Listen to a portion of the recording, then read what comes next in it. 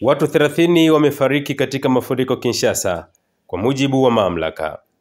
Takribani watu 30 wamefariki kutokana na mafuriko huko Kinshasa, mji mkuu wa Jamhuri ya Kidemokrasia ya Kongo. Waziri wa afya wa mkoa huo ametangaza Jumapili, huku mvua kubwa ilionyesha mwishoni mwa juma ikiharibu nyumba na barabara.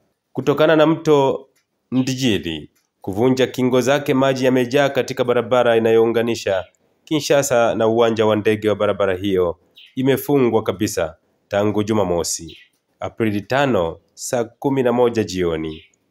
Idadi hii ni ya muda, lakini kwa sasa tunahesabu takribani vifo 30.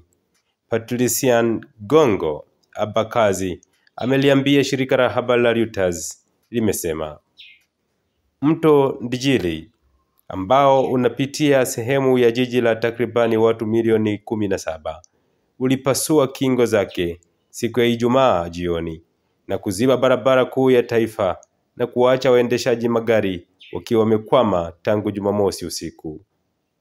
Jana usiku tukiwa tunarudi kutoka uwanja wa ndege kukutana na rafiki yetu, tulilala kwenye gari kwa sababu hapakuwa na sehemu salama ya kuegesha gari, amesema mkazi wa Kinshasa Patricia Mikonga.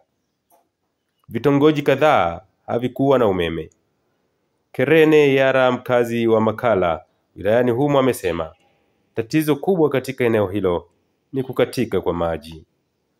Gavana wa mkoa wa Kinshasa Daniel Bumba Lubaki amesema miundombinu hiyo ya msingi ya maji imeathirika, lakini vifaa vitarejeshwa ndani ya siku 2 au 3.